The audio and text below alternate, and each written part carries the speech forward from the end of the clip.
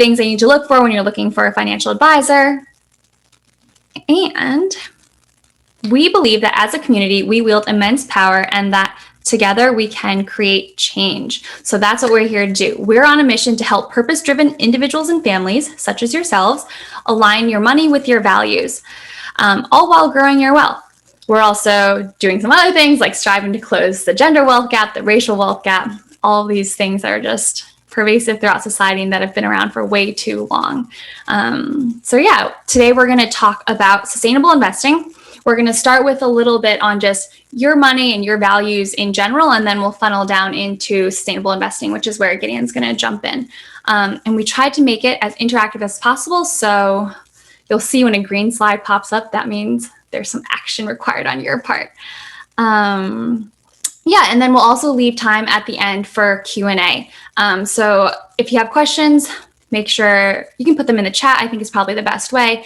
And then we'll look through and make sure we get them all at the end. Great. So, also a quick disclaimer. Wanted to just say for our compliance that nothing that we're saying today should be considered tax or legal advice and may not be appropriate for you depending on your specific situations. If you have any other specific questions that we are not allowed to answer on a big webinar to a lot of people, feel free to email us after and we will help answer it. All right. We're going to get started with just quick background on how Good Capital came to be and what our backgrounds are. So I can start. I started my career in finance. I worked at Citigroup in an analyst rotational program. Was there, learned a lot. Living the corporate life just wasn't for me, and I didn't find the work meaningful. So I jumped ship, went into teaching preschool, which was super, super meaningful. Very undervalued and underpaid though. So it was such an interesting balance between going from finance where I felt I was very much overpaid and then going into teaching preschool where I think my salary was 1/10 of what I made in finance, which is also just crazy living in New York. That being said, teaching preschool is not a sustainable career for me. So I moved into the ed tech world, also hoping to have a larger impact on more students than just the 17 or 20 students I had every year. So I bounced around the ed tech world, worked at a few startups, worked at Google, got my master's in technology, innovation, education. And then ultimately, when I came out of grad school and I wanted to leverage both my financial background and my educational background, and thinking more about what I wanted to do long-term that was really intentional and meaningful, is how Good Capital got created. But first, we'll back up to Gideon's story. So I've been working in wealth management basically since out of college. So I interned at a wealth management shop outside of New York City, a boutique shop. Got my certified financial planners, FINRA licenses, and really quickly discovered the immense power that we as investors wield when we're allocating capital towards companies. And the difference that we all can make as investors with determining the future that we want to build with the investments that we're making today. Monica and I are also married, which is why we're on the same screen together. It's kind of weird to see two people on the same Zoom. And when we first started dating, we were talking about how we as just consumers could be better stewards of resources. So that meant looking up the companies that we shopped at, eating more plant-based, just being conscious consumers in general. And the last thing we did, which is kind of ironic because we both worked in finance, was to really look at what we're invested in. And it took a lot of research and a lot of time and a lot of brain effort, but we really strive to make our own finances as sustainable as possible and really trying to create the future that we wanted to live in. Once we did the research, once we did the back ends, we then decided that this is probably something that a lot of people would want to hear about. So we built out Good Capital from that. Yeah. So the whole idea behind Good Capital was to do for other people what we were already doing for ourselves in terms of making our money more sustainable and specifically our investments. We're extremely passionate about it and we're so excited to, plant-based, just saw Julie's comment. Tell you how you can think more sustainably with your money. Green slide, action slide. So just wanted to take a second and have everyone think about what social and environmental causes are you passionate about? And if you want to share in the chat, that would be great just to see what everybody's interested in. So these could be things like going vegan and being more plant-based, gender equity in the workplace. Environmental consciousness. Trying to be more fossil fuel free. Whatever it is that really strikes your fancy? Ooh, immigrants' rights and racial justice. Yes, so true for especially right now. I feel like affordable housing, water, reducing waste, environmental. Yes, water quality and availability. Mental health, environmental justice, sustainability. Wow, so many. Racial justice, gender equity, plant-based innovation, sustainable food systems, racial equity, divestment from the military. Ooh, cool. Education and poverty. So many things. I'm not surprised considering this is a social impact community. This is awesome. I'd also like to say that all of these things that everyone here is passionate about can reflect that within investments if it's done properly. So everything that you're talking about, you can build that out in your own investments. And that is what we are getting to. Renewable clean energy, that's a big one. Alignment with the UN SDGs, mental health awareness and poverty. Yes, thank you for that segue, Gideon. So now that we're thinking about all these issues that we care and that we feel so strongly about, I want to tie that back into thinking about your money, right? How can your money actually help you further these causes? And also, how can it not detract from these causes? Because I think a lot of the times we forget that our money can be, as Jen mentioned at the beginning, can be doing and saying things that we don't necessarily agree with.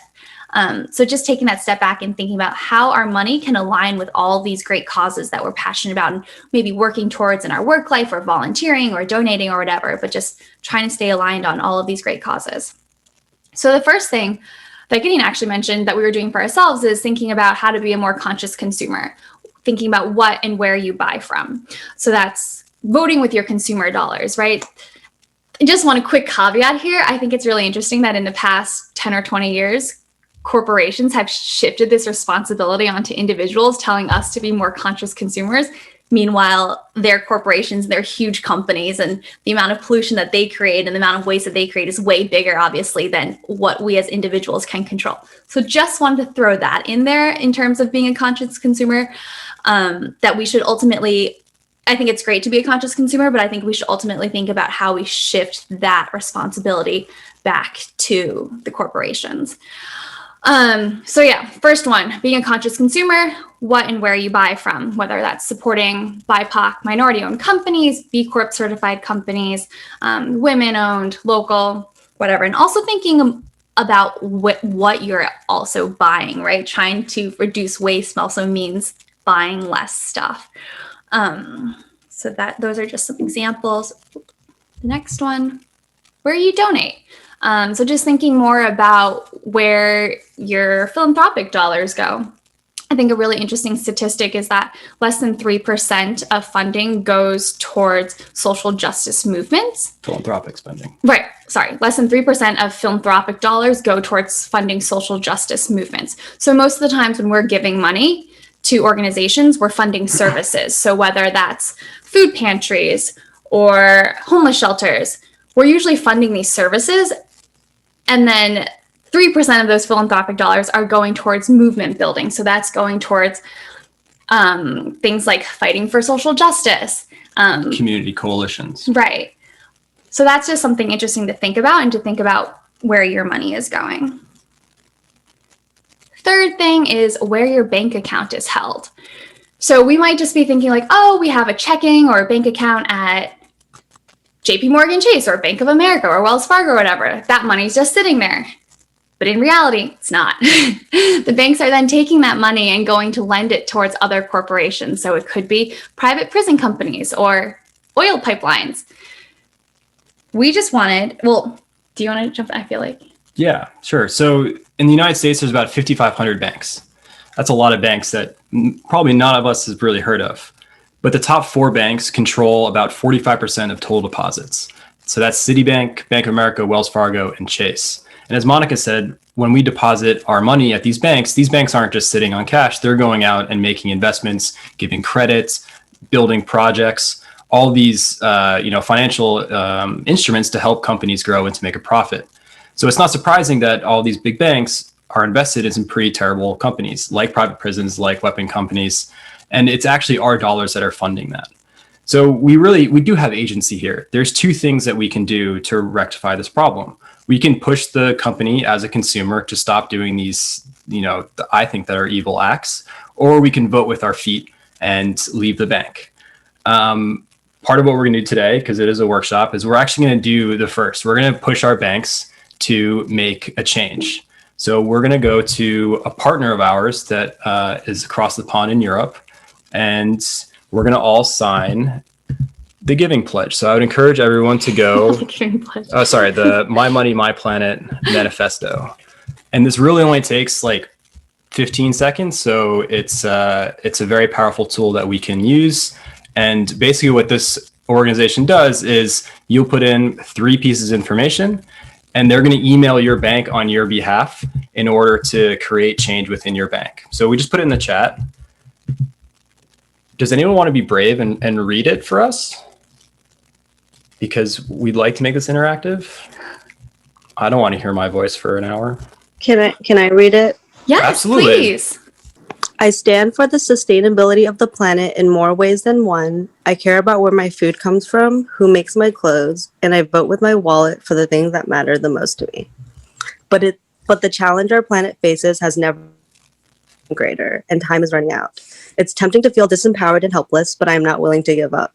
By changing how I save and invest my money, I can create up to 27 times more impact in lowering my footprint than by changing my daily habits.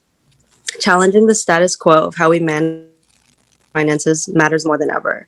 I want to plan, save, and invest to secure my future. But that future doesn't exist if we don't have a planet to live on.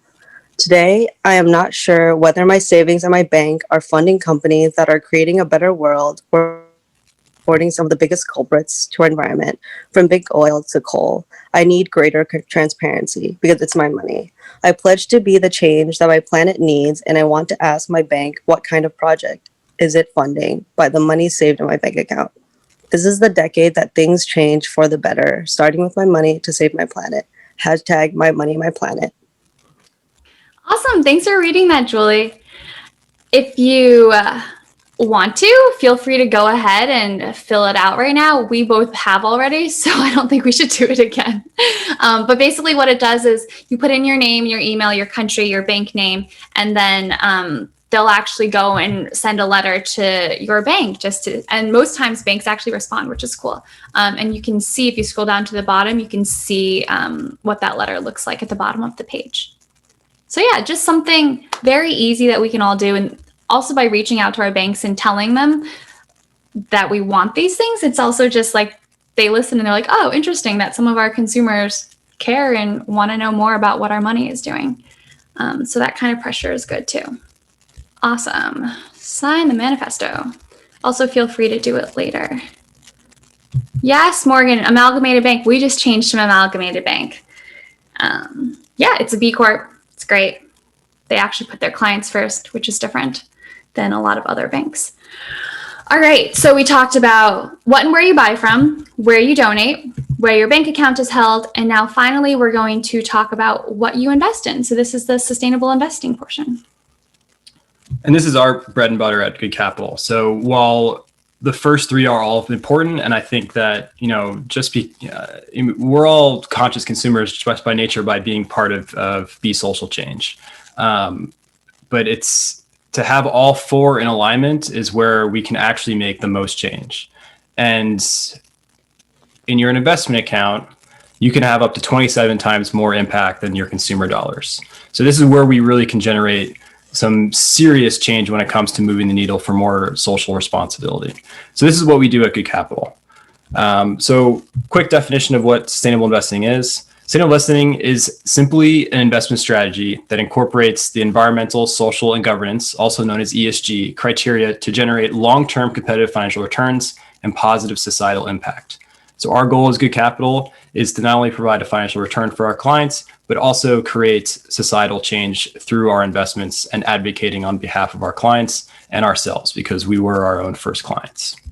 Basically, what that means is that in order for a company to be in our portfolio and deemed as sustainable, we look at factors, not only the financial factors like profitability and economic moat, we also look at how they're treating the environment, looking at their carbon footprint, look at how they treat employees. Do they have parental leave? We look at who owns the company in terms of the board members or CEOs. So we look at all these Some firms would call it ancillary metrics, but we think that they are very indicative of the core values of the company and whether or not we think that they're a good investment for the long term.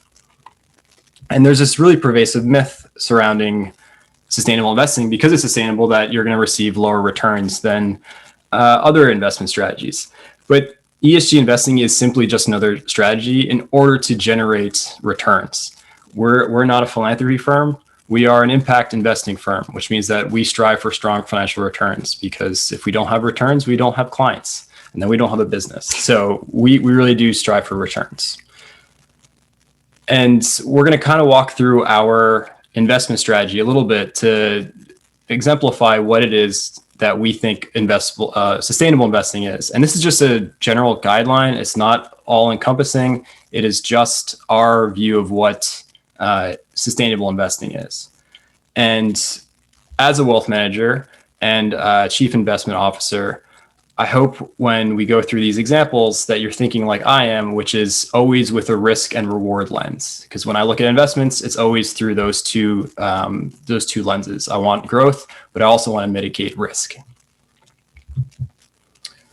So our approach starts with what we don't want to invest in. It's a very easy way to describe there's things and companies out there, products and services, that just don't agree with who we are on a fundamental level. I do not believe in the private prisons industry, yet there are private prison companies listed on the New York Stock Exchange. I don't want any part of that. There are tobacco companies that create hundreds of millions of cigarettes a year, which creates lung cancer for their customers. I don't want any part of that. The list goes on and on, from coal to weapons to pesticides. There's a lot of really bad actors that are, provided liquidity through the stock market and equity exchange that we are disgusted by, frankly. So we don't want any part of that. So we have a long list of companies that we will not invest in. And if a client comes to us with that investment, we will remove them from that position. So that's the first step, is to divest. The next is to invest. So we have a very strict ESG guideline for how we decide which investments we look at. So again, we take our traditional financial metrics, so profitability, look at the goods and services sold by the company, and then we layer on all of this ancillary data. And there are thousands and thousands of data points to look at. And there's no right way, there's no wrong way to do it. It's just we have our own metrics of looking at what it is that we want to invest in. So looking at a company's carbon footprint, looking at their supply chain, looking at how the company is run, how employees are treated, all of these are really good ways to decide whether a company is just a good player in the environment. And again, it's all for creating a financial return within the portfolio. And lastly is engagement. So once we're divested, you can't divest anymore. It's already liquidated. Once we're invested, we advocated for good companies. And the last step is to push them even further. So as investors, we are part owners of the company. When you buy a share or a stock of a company, you're an owner in that company, and therefore you have say. And there's a lot of different ways we can exercise our rights as ownership. It usually comes in three flavors. One is proxy vote. There's usually an annual meeting that the company holds where company matters are voted on, and you can cast ballots depending on how many shares you have. The types of votes range from how much the CEO gets paid to pushing for diversity and inclusion on the board to there's a lot of ways you can push a company to be more sustainable and more engaged with their employees. The next is you can hold shareholder resolutions. So if you own a certain amount of stock for a certain amount of time, you can vote or you can propose a resolution for the company, and they have to read it if it gets enough signatures by shareholders. And the last is actually just direct engagement with the company. And there's been so many examples of how investors have gone to a company and created change. And the biggest example that we have that we saw in our own portfolio, and I can't say the name because our compliance department gave me a big slap on the wrist last time. But there's a food distribution company that we hold in our portfolio. And it came to the investors' attention that the food distribution company in their shrimp line in the Philippines was using human trafficking and slave labor in their supply chain. And the investors came to that conclusion before any news, media did.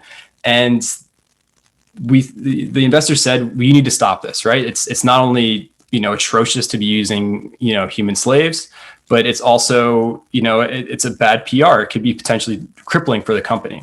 So the investors came and said, you have 3 years to eliminate this, or we're going to pull out. And a big investor can say that because they have clout with the company. If 5% of the company pulls out, then they're going to be in trouble. So what the company did is they went ahead and put people on the ground and not only eliminated the human trafficking within their own supply chain, but also reduced in the region by up to 60%. And while they were doing that, they were creating a PR campaign around what they were doing in the area. So not only did they eliminate a risk from their portfolio, from their company, they eliminated a PR nightmare. They engaged with the community to build a stronger community.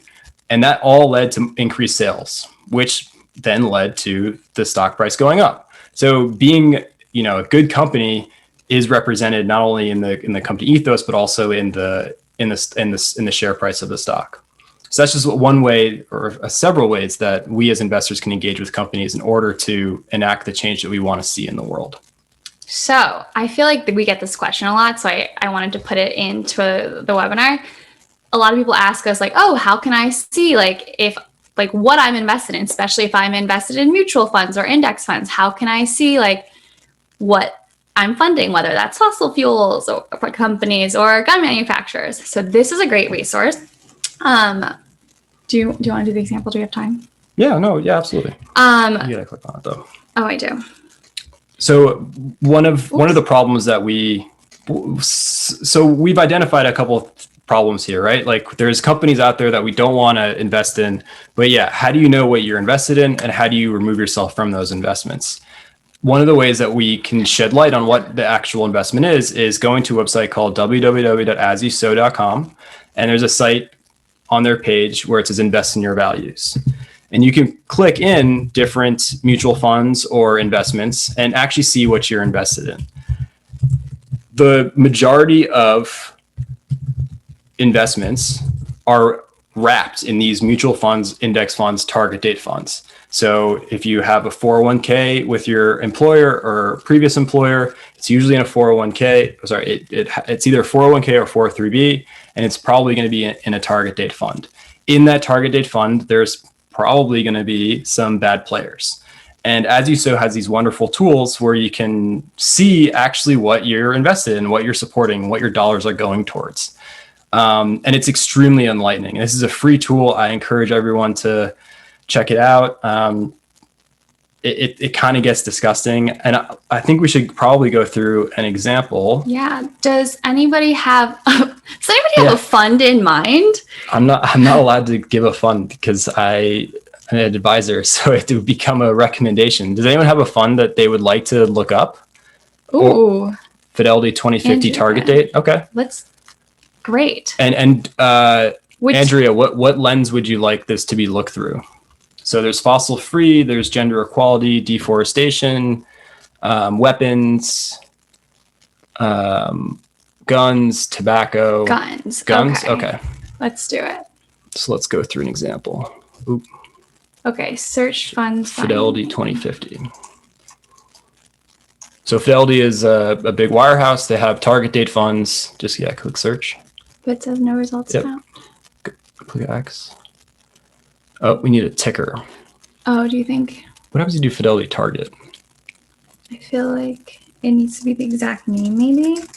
Just explain what a target date fund is. Oh yeah, so a target date fund will automatically reallocate your position as you reach retirement to hold more bonds as you get older, which is a more conservative investment.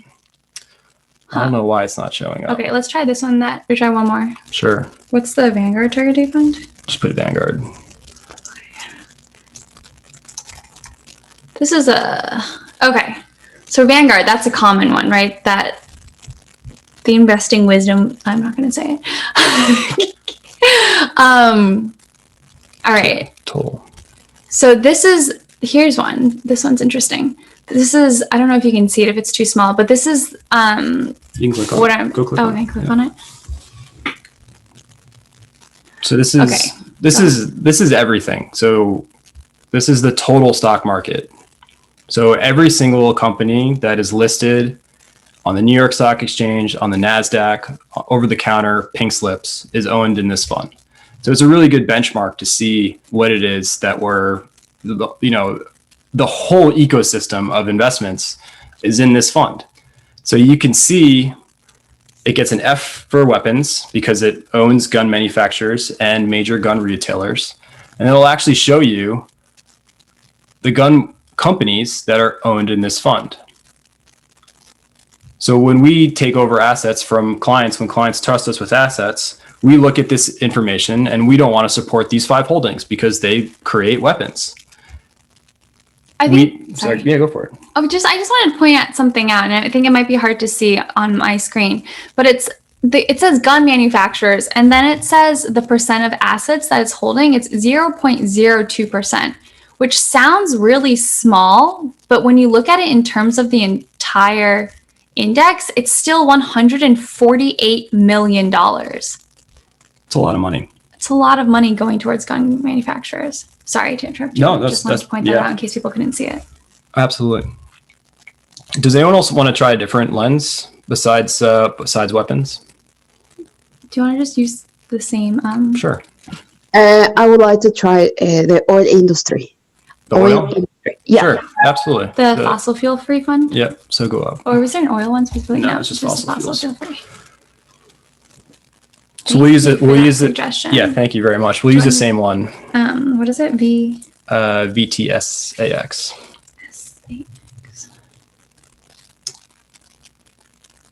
Okay, so we're going to use the same ticker again, the Vanguard Total Stock Market Index. Let's see what this comes up. A C, not as bad. So it says fossil fuel grade is a C. Fossil fuel exposure to 5.77% places the fund in the C grade. And then you can sort of go into the moleculars of what that actually means. So there's carbon reserves, there's coal industry, oil and gas industry. I'm going to click on oil and gas since that was the... So this is almost 2% in oil and gas, representing a $17 billion investment. $17 billion, yeah. $4 billion alone in ExxonMobil. Another $4 billion, pretty much if you round up, in Chevron. So I would encourage everyone to use these tools. Again, this is a free tool. If you have a 401k or other investments in funds, this will kind of piece that apart. I'm sorry that the Fidelity funds didn't work. I'm not sure why that is. Maybe they don't support target date funds. I thought they did. But they should have most funds in here. I thought they did, yeah. I have a question. Why did you, when you were searching fossil fuel, you type like a sort of a code BS, something like that? Why do you use that code? So this is the ticker for a fund. So we're looking at one fund, which is the Vanguard Total Stock Market Index Fund, and the ticker for that is VTSAX. And again, I don't recommend this fund. We're just using it as example. I'm not allowed to give recommendations, so this is just not an investment recommendation. This is just an example to go through to see its holdings. But in terms of ticker symbols, I mean, so on the stock market, all companies and funds have ticker symbols. That's just how they're identified and how you look them up. So if you're wondering if you have a company that you're wondering about, or a fund, this is just for funds in particular, but in general, if you want to look them up, you can just Google for the ticker symbol and that'll come up. Cool. Thanks for everyone's suggestions. And participation. Yeah. So the last part, so we went through what sustainable investing is. We went through some other areas of where your money can be moved to more sustainable options in terms of being a conscious consumer, where you bank, where you donate. And now the second part of the title of the webinar is why you should be doing it. And it comes down, it's obviously very personal for us, and I think for a lot of people in the Be Social Change communities. It's just that we all want to make a positive difference in this world, right? And we're probably working towards that in other areas of our lives, and we just want to make sure that our money is also supporting us in that endeavor and it's not actually working against us, right? Like we don't want to be working towards gun gun regulations. And then meanwhile, we're funding all these gun companies, right? Like we don't want to be working towards racial social justice and then be funding private prison companies. So just on that note, I think it's something that we can easily think about with our money and figure out how it can be supporting us and not actually detracting from our work. So that leads us to 2. It feels great to have your money aligned with your values. I think it's just generally great to be in alignment in all areas of your life. So that's just something that we generally strive for. And then 3, it's an easy choice and your impact goes a long way. I saw that somebody asked about that, the sourcing for the 27 times more effective in reducing your carbon footprint. We will get that for you. We got it from MatterBest, so we have to ask them where they got it from. But yeah, I think that it goes back to the idea of being a conscious consumer is really good. But again, you're only affecting these individual decisions and individual choices that you have. Whereas if you change the way you're invested, you're actually then affecting the corporations themselves and having a say in what the corporations are doing, which goes a long way. And just to echo what Monica said, we went through a lot of topics today, and I think each one of them could have been its own webinar. But the way we structured it is kind of like the lowest hanging fruit to the more complex, right? So it's not hard to be a conscious consumer, right? We all know the good companies to buy from and the bad companies not to buy from. The banking more sustainably is a little bit harder, but together today we all just signed a manifesto which will push our bank. So we should all feel actually really good about that we're pushing our bank to be more conscious. Donating also takes time and it takes effort to figure out which corporations or NGOs to corporations, not NGO, yeah, which nonprofits to give to. And last is investments, and it does take time and research. But I would encourage everyone to know their options, and start with the lowest hanging fruit with the investments. So if you have a 401k with an old employer, an employer that you're not associated with anymore, consider rolling that into an IRA and then investing sustainably in there. If you are with a current employer that offers a 401k, look to see if they have sustainable choices. And if they don't, the gatekeeper for getting sustainable choices would be an HR department representative. Yeah. And you can definitely lobby them and encourage them, especially if a lot of people at your company are also looking for that. You can talk to them and see if they can get you some sustainable options. Sorry to interrupt. That's fine. And if you're working with a financial advisor currently, I would recommend asking him or her if they have sustainable options. And then please use us as a resource. I mean, our goal as Good Capital is to move the needle a little bit. And it makes me insanely happy that, we're all here today. I think we have almost 40 people on here. That's awesome. I mean, that's amazing that 40 people care about this so much. And it makes me so happy. So if, even if 3 or 4 people sign the manifesto, I can leave happy. Please use this for a resource. Again, if you have a 401k with an old employer, this is really where we can make a lot of change happen really quickly. So if that applies to you, please reach out to us, and we can point you in the right direction to be invested sustainably. Yeah, they're finished. Yeah. Also wanted to just say that we have a lot of resources on our website as well. If you want to know more about how to talk to your financial advisor, how you can get started on sustainable investing, a lot of blog posts and articles that we also share in our weekly newsletter. So you can please sign up for that. It's from me. So if you have any suggestions or anything you want to learn more about, feel free to email and let me know, and I will definitely add that in. And then we're also on LinkedIn, Instagram, and Facebook, so you can follow us there. I can also put our emails into the chat, and if anybody wants to email us, you can also use the info@goodcapital email. That's also us, or me rather. Yeah, and we have plenty of time for Q&A. So if anyone has any questions. Cool.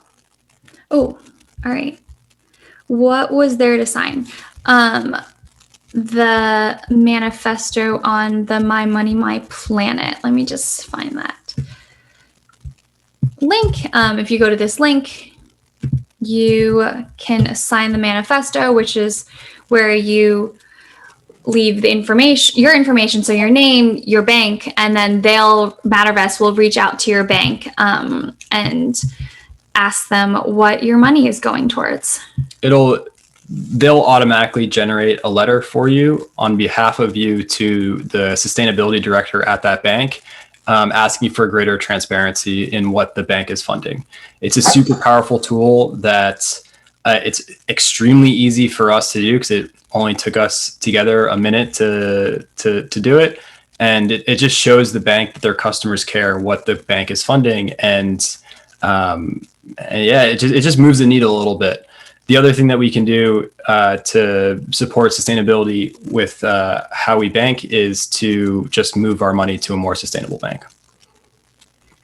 Yes. My other question is, I know that the way that companies can be scored, it depends of the fund and it depends of the rate agency. But it means that there is not a standardized screening, positive and negative. Is that correct? And why not? There is not a standardized. Yeah.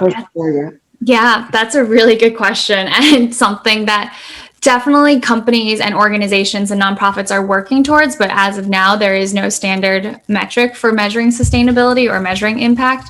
So everyone's kind of just doing their own thing. So there is a lot of greenwashing. So you definitely have to be careful of that. I think that As You Sow is a really good organization because they're not a nonprofit. So they don't have any other intentions other than to provide you information. Mm-hmm. Sorry, what were you going to say? No, yeah, there's a lot of different rating companies out there. And I don't necessarily think it's a bad thing that there are a lot of rating companies, and there are because there's no standard, there's no right way, there's no wrong way, there's just different ways. And some companies care about different metrics. So some companies can be really passionate about human rights violations. I'm talking about the rating companies. Some rating companies can be really passionate about human rights. Some rating companies can be very passionate about deforestation, and they'll give companies different scores based on what that agency cares about. So scores won't be equal for the same company across different rating platforms like Sustainalytics, MSCI, ISS. I mean, there's so many different rating companies out there. So you will get different scores. I think it's trying to figure out what it is that you care about and your values, and trying to build a portfolio for that, and then using all of those in order to make an informed decision on which company you want to actually invest in. Yeah, and I think it's also because of the state of metrics and non-standardization, that's just the way things are at the moment, but they're definitely getting better. So it's definitely by no means a perfect system. It's just we're all doing the best that we can in order to then move the needle hopefully closer and closer to that ideal metric, right? That's what I was trying to say. I hope that answers your question, Jamila. Thanks for asking. If anyone has any, yes. Hi, my name is Ashley. Monica, we've met before. I was hoping to join a previous session, but wasn't able to until today. So thank you both so much for this. This has really been interesting, and I appreciate the resources that you've shared so far. I'm wondering, so now I know how to find out if a fund is invested in things that I don't want to invest in, right? But do you have recommendations for how to find funds that are the good ones? In general, any online resources for staying abreast of what's happening in this area as well? Yeah. Well, luckily enough, on the Invest Your Values website, the As You Sow website, they actually, if you click on, here, I'll go to it. Sure. So I'm not allowed to give investment recommendations on this format because I don't know who's listening, but I'll definitely not expecting you to tell me which funds to invest in. Well, I'm just telling the source. Where to find good ones. Yeah, totally. I'm always the one who breaks the compliance rules, but I'm just telling the sources. You can't say it. I follow all of the rules. So if you go to the Invest Your Values website again, and if you click on, let's go to gender equality because we haven't done that one yet. They actually, right above where you search for the funds by name or ticker, you can go to top scoring funds. Yeah. And this is just one lens to look at. When we invest for our clients, we want good performing funds also. So this is just one metric to look at to fully encompass what it is that you want to accomplish with your assets. to look at one lens specifically is probably not a good metric to invest, because you're not getting a full view of what that company is doing. So again, use these as a general guidelines, but there are so many other pieces of information in order to, put together the puzzle of what it is you want to accomplish. True. Thanks, Gideon. But As You Sow is a really wonderful resource on a whole range of topics. And I think there's a lot of blog posts and just, it's just a powerful resource. Yeah. And they have the top scoring funds for for each of their categories too. So you can look at that. Cool. But good question, right? Because Yeah. we've identified the problem of what we don't want to invest in, but how do we find what we do want to invest in? That's a really, it's a tough question to answer properly, but just as many resources as you have to look at different metrics is, yeah. That's great. Thank you. No problem. Thanks, Ashley. Good to see you. Sure. Good to see you. I'm just seeing Eng just put in Morningstar provides a few basic sustainability ratings on most funds available to the public without subscription. Yes, they do. And also if you go to Yahoo Finance, it's actually powered by Morningstar Sustainalytics, and you can look up Yahoo Finance now has sustainability ratings as well. Ooh, Gabriella just gave a lot. I think they're all paid though. Morningstar and Sustainalytics you can get for free. But yeah, those are great resources as well for sustainability ratings. There's another company that we like called yourstake.org. I'll type it in here. So definitely check that out as well. Here, Nancy's question. How is this different from what used to be called socially responsible investing? Great question. It's actually all pretty much the same thing. There are so many different terms being used these days. There's sustainable investing, ESG investing, socially responsible investing, social impact investing, eco-conscious investing. They're all pretty much the same thing. I think people use them a little bit differently, especially people use impact investing a little bit differently. That's mainly used more for private markets, so like private equity or venture capital firms. But in general, they're usually just Can I say a comment? Yeah. Yeah, and this is because yesterday I was talking about ESG because I'm interested in the topic, and that's true. Responsible investment is the framework, and ESG criteria sits on that framework, so it's part of that. So, and I know that many people confuse that, but responsible investment is the framework, and that includes the ESG criteria. Thank you for that clarification. Yes. Just in case people didn't hear that from Jamila, she was saying how responsible investing is the umbrella term, if you will. Correct me if I'm wrong, Jamila. And then ESG investing is a type of investing within that umbrella. Yeah, that's correct. Awesome. If you have a question, feel free to put it in the chat or unmute yourself. I'm just going through the chat and seeing what questions we may have missed. I see Eng's comment about standards. There are actually no more standards. Different groups focus on different things. Yep. We used to joke in the telecom industry that we love standards, and that's why we have so many of them. That's a good question. Oh, thanks for joining, Christina. I saw Jen had a question. There are more and more social impact funds. Do you think these are beneficial? Are they thorough in their assessments? That's a really good question. Yeah, this investment strategy is definitely gaining popularity. So it's not surprising that funds or bigger wirehouses are getting into this business. I would caution just a word of caution for new funds. There's a lot of new funds out there that are, ESG or social responsible. Part of what we look at in our investment strategy is to see that there's a track record for not only profitability, but for the impact that we want our investments to create. So we really look to see that a fund has been around for more than 5 years, and that, again, they have a proven track record for performance and for creating impact.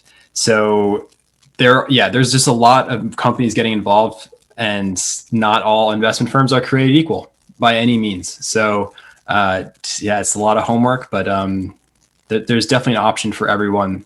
I know everyone in the beginning said that they had different issues that they were passionate about, from mental health to clean water to poverty to just education and poverty to racial equality. These can, again, I said this before, these can all be represented in some way, shape, or form in a portfolio. It's just doing the research on which firms are reflecting those values in their investments and what they're pushing the companies to do around those goals. Yeah, and yeah, Go for it. I was just going to say that there is greenwashing going on for sure. As the industry is taking off and as it's becoming more and more profitable, there are a lot of players just trying to greenwash and take advantage of the movement and what's going on. So we definitely have to be careful with that and just be cognizant that that is happening for sure. But that's with anything, I think. I saw a question. Could you comment on Oatly's position to take investment from Blackstone? So Oatly is an oat milk company. In case anyone has not tried it yet, it's delicious. So they are taking they're taking funding from Blackstone, which is a private equity company. I guess, Austin, if you want to clarify your question, I'm just going to take a stab at what you're asking. Is that because actually, could you clarify what you're asking? I don't want to just assume. Is that because you think Blackstone is a bad player in the space, or maybe just the idea of taking investments from a large corporation, maybe? I mean, it's not surprising that since Blackstone was recently criticized for contributing to deforestation in the Amazon. Yeah, I mean, nothing in finance is perfect, right? You're not gonna. I'll be the first one to say that the strategy is not perfect. It's just. I think it's a balance between trying to stay alive in terms of a company and trying your best to be sustainable. I'm not sure. I'm not that familiar with either Oatly or Blackstone in terms of what their stances are and what their values are. Oatly has lots of filler stabilizers. That's why it's so delicious. But yeah, I think it's definitely, it's a balance, right? Like Oatly probably really needed the money, and they're probably taking a huge investment from Blackstone, which is a very, very large and established private equity firm. So it's probably, I mean, they probably had to consider so many things for sure. But that's interesting that they got considerable consumer pushback. But yeah, both are also private companies. So this is slightly different than the space that we invest in, because we invest in public companies. But yeah, I think that in general, there's definitely a trend going more towards being sustainable and being socially responsible in terms of a company. So hopefully they move towards that. And just seeing that we're coming up on 2:00 now too. I hope that kind of answered your questions, Austin. Sorry, we didn't have anything too concrete to say about that. But yeah, thank you everyone for coming and for taking the time to talk about sustainable investing and your money and your values with us. We really appreciate it. And if you have questions, definitely reach out to us and let us know, because we love to hear from you. I also want to thank Jen and Marcos for having us on. Be Social Change is like where we got started. And every time I go to a Be Social Change event, I'm so inspired. Everyone that attends is working in their own space to create the change that they want to see in the world. Our space is investments. There's nonprofits. There's, food companies. There's such a wide range of companies that are there, and everybody just wants to build the future that they want to live in. And it's just super inspiring. So thanks, Jen, for having us on. And thank you to all the attendees for doing what you're doing in the world too.